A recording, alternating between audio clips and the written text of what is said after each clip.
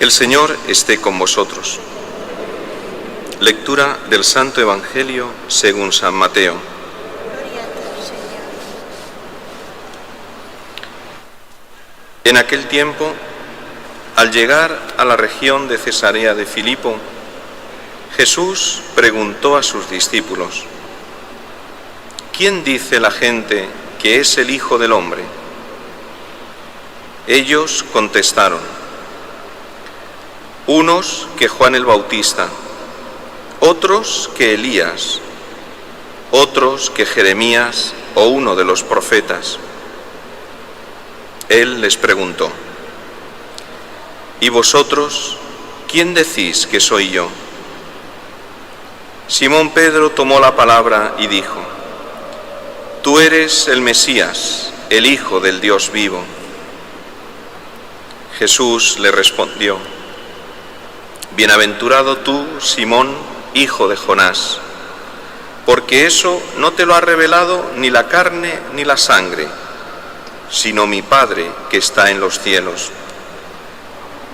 Ahora yo te digo: tú eres Pedro, y sobre esta piedra edificaré mi iglesia, y el poder del infierno no la derrotará. Te daré las llaves del reino de los cielos. Lo que ates en la tierra quedará atado en los cielos, y lo que desates en la tierra quedará desatado en los cielos. Y les mandó a los discípulos que no dijesen a nadie que él era el Mesías. Palabra del Señor.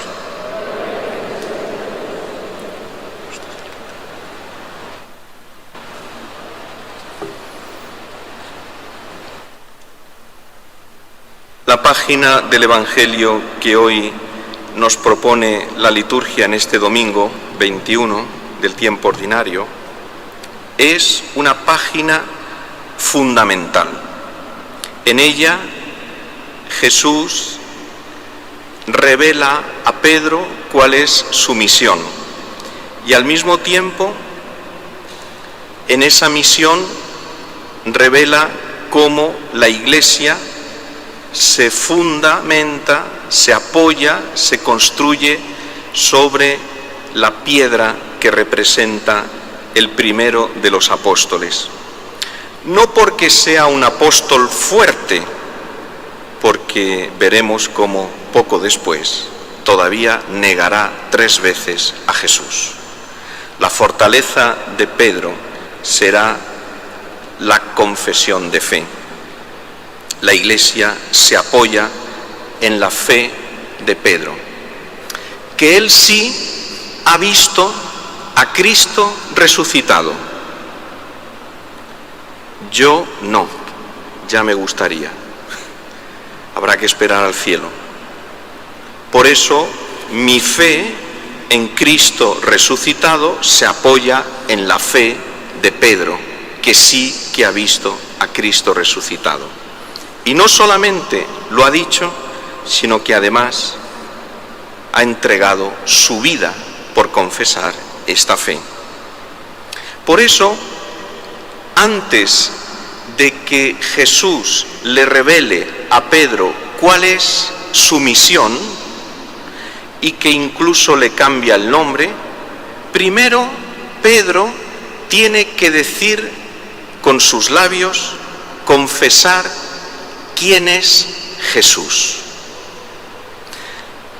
Hasta que no se conoce a Jesús, no se sabe cuál es tu identidad.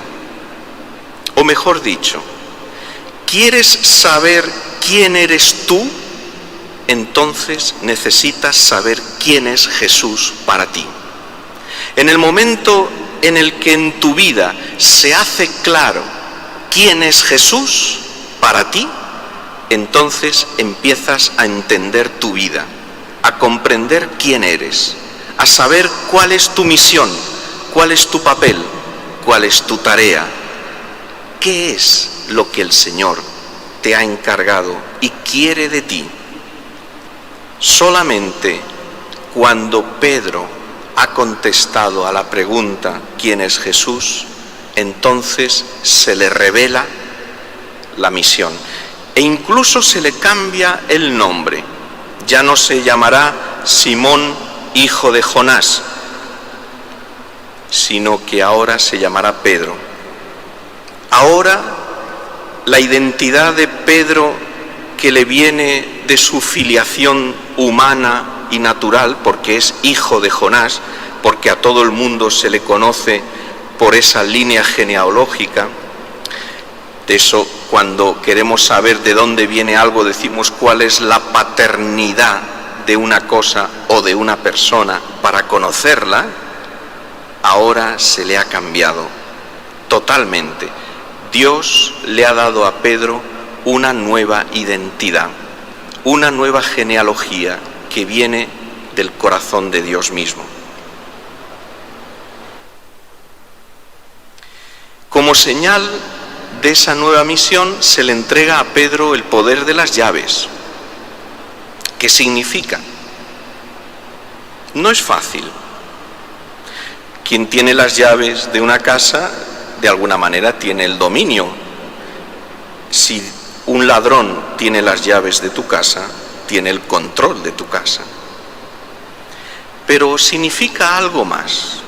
En la primera lectura del libro de Isaías se describe la historia del mayordomo del palacio del rey David, que se llama Sobná, y que ha sido infiel. El mayordomo no es un sirviente más, sino que es el principal, el que tiene más autoridad, el que gestiona, el que de alguna manera controla toda la vida del palacio.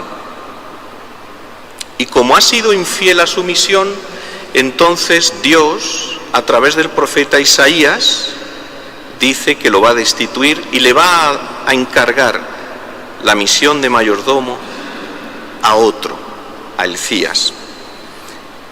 Y le hace la siguiente revelación: pongo sobre sus hombros la llave del palacio de David.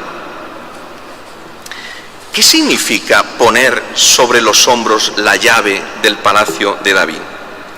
Ciertamente podemos imaginarnos que en aquella época las llaves no son como las nuestras que caben en el bolsillo. Seguramente sería una buena pieza de metal, pero no es eso. Tiene un significado mucho más importante. Es un signo, es un símbolo. Poco después del Evangelio que hemos escuchado, Jesús le dirá a sus discípulos: el que no carga con su cruz y me sigue, no es digno de mí. Esa llave que Jesús le entrega a Pedro es la cruz sobre los hombros, es la cruz de Cristo. En la cruz de Cristo se revela el amor misericordioso de Dios. Por eso, en el último capítulo del Evangelio de San Juan, cuando Jesús ya ha resucitado, cuando Pedro ha negado 3 veces a Jesús, Jesús lo llama aparte a Pedro y por 3 veces le pregunta: Pedro, ¿me amas más que estos? Y al final Pedro le responde: Señor, tú lo sabes todo, tú sabes que te amo. Apacienta mis ovejas, le dice Jesús. Estas son las llaves: apacentar el rebaño que Cristo ha ganado con su sangre y apacentarlo con el mismo amor de Cristo, porque son sus ovejas. Y por eso terminará diciéndole a Pedro: ven y sígueme. Ese ven y sígueme a Pedro quiere decir: y ahora tú también carga con mi cruz y sígueme. Este es el misterio de las llaves, que tienen el poder de atar y desatar. Significa que el amor de Cristo, que se ha manifestado en la cruz, tiene el poder de atarme más a Cristo, al único que me debo atar, al que me he de vincular totalmente, enlazar, unirme a Él. Y al mismo tiempo tiene el poder de desatar mis pecados, de desatar mis vínculos con el mal, con el pecado. Hay un título de la Virgen que es maravilloso. Se llama La Virgen Desatanudos. ¿Cuántas veces en nuestra vida tenemos esos nudos que nos agobian, que nos aprietan, que nos quitan la paz, que no nos dejan vivir con serenidad? Y la Virgen María los desata.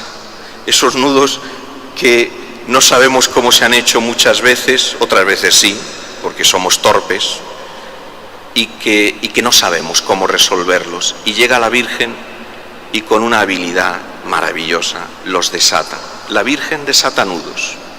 Es el amor de Cristo el que desata todos mis agobios, todos mis pesares, todas mis tristezas, todas mis angustias, todo lo que oprime mi corazón, todo lo que me quita la paz. El amor de Cristo en la cruz tiene el poder de atar y desatar, de unirme a Cristo, de separarme de mis pecados. Pero para eso, yo tengo que responder a la pregunta más importante de mi vida. La pregunta más importante de mi vida no es cuándo va a acabar el coronavirus. Eso es importante, pero no es la más importante. La más importante es quién es Jesús para ti. Y de cómo respondas a esta pregunta depende tu vida. No podemos responder de cualquier manera. ¿Quién es Jesús para ti?